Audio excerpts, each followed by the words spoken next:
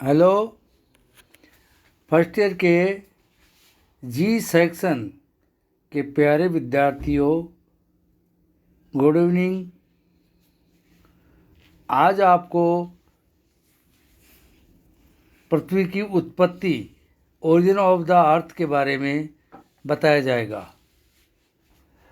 पृथ्वी सौर मंडल का एक ग्रह है, अतएव पृथ्वी की उत्पत्ति सौर मंडल की उत्पत्ति के साथ जुड़ी हुई है। यह सत्य है कि ब्रह्मांड में एक प्रकार के अनेक सौर मंडल अथवा नक्षत्र मंडल पाए जाते हैं। प्राचीन भारतीय ग्रंथों में पृथ्वी की उत्पत्ति का श्रेय ब्रह्मा या परमेश्वर को दिया गया है।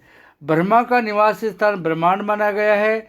यद्यपि इन प्राचीन विचारधाराओं से वर्तमान समस्याओं का हल नहीं होता है, फिर भी ऋग्वेद में जिस परमेश्वर की शांत स्थितियों में आर्द्र सुषुप्तावस्था की परिकल्पना की गई, जिसमें कि स्वयं शक्ति से ही ऊर्जा प्राप्त हुई एवं संपूर्ण पदार्थ ऊर्जा से संग्रहित होकर सूर्य बना एवं सूर्य से पृथ्वी, ये बात भी नवीनतम विचारधारा ब्रह्मांड उत्पत्ति से मेल खाती है।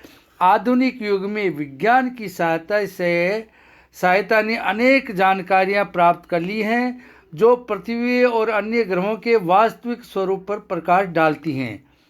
वैज्ञानिकों ने सौर मंडल से संबंधित कुछ सामान्य तथ्यों को ध्यान में रखकर पृथ्वी की उत्पत्ति संबंधी अपने विचार प्रस्तुत किए हैं। 1 नंबर, गति व दिशा। सभी ग्रहों की कक्षाएं लगभग वृत्ताकार हैं तथा एक ही दिशा में सूर्य की परिक्रमा लगाते हैं। सूर्य का विषुवत रेखीय अक्ष तथा ग्रहों के अक्ष लगभग समानांतर हैं। दूसरा है खगोलीय दूरियां। सौरमंडल के समस्त ग्रहों का वितरण तथा उनके मध्य की दूरियां भी किसी व्यवस्था या नियम के अनुसार लगती हैं। तीसरा है ग्रहों का वर्गीकरण।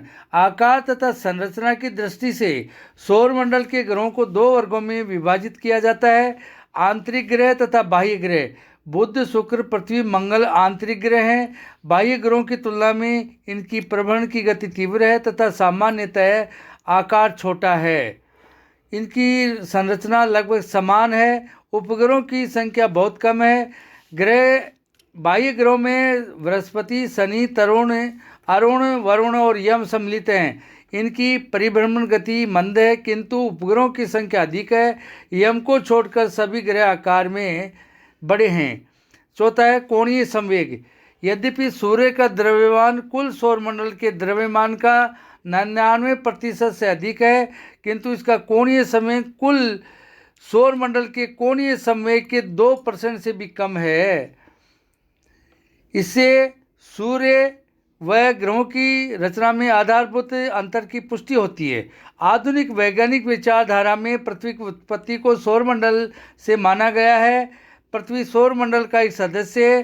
पृथ्वी की उत्पत्ति संबंधी खोजों के बारे में वैज्ञानिकों ने 18वीं शताब्दी से ही अपने अपने विचार प्रकट करना प्रारंभ कर दिया था। सर्वप्रथम बफन महोदय ने पृथ्वी की उत्पत्ति संबंधी तर्कपूर्ण परिकल्पना प्रस्तुत की थी। इसके उपरांत अनेक विद्वानों ने अपने विचार प्रतिपादित किए। इन सभी विचारधाराओं को उत्पत्ति के आधार पर 2 भागों में बांटा गया है। एक तारक या अद्वैतवादी परिकल्पना, जिसके अंदर एक तारा से ये ग्रह बने हैं। देवतारक, दूसरी है देवतारक या द्वैतवादी परिकल्पना कि 2 तारे ब्रह्मांड में थे, वो आपस में टकराए हैं और उससे ये ग्रहों की उत्पत्ति हुई है। अब आपको बताएंगे एक तारक या अद्वैतवादी परिकल्पनाएं। यह एक परिकल्पना एक तारे से संबंधित है। इसमें पृथ्वी तथा सौर परिवार की उत्पत्ति केवल एक ही तारे से मानी गई है। इस परिकल्पना के जन्मदाता फ्रांसीसी विद्वान बफन महोदय हैं। इसके अन्य समर्थक ई कांट, लाप्लास, लाकियर, हर्शेल तथा रोसे हैं। इनमें से कुछ विद्वानों के विचार इस प्रकार हैं। पहली जो परिकल्पना है एक तारे की, बफन की परिकल्पना, हाइपोथेसिस ऑफ बफन। वैज्ञानिक आधार पर सर्वप्रथम फ्रांसीसी वैज्ञानिक जॉर्ज डी बफन ने 1745 में पृथ्वी की उत्पत्ति को समझाने के लिए अपने विचार प्रस्तुत किए। उनके समय में ही फ्रांस में पृथ्वी की उत्पत्ति संबंधी खोजें प्रारंभ हो गई थी। उनके अनुसार बहुत समय पहले ब्रह्मांड में घूमता हुआ एक बहुत बड़ा पुच्छल तारा सूर्य के नजदीक होकर गुजरा, जिससे दोनों आपस में टकरा गए। इस टक्कर के उपरांत बहुत सारा पदार्थ सूर्य से अलग हो गया।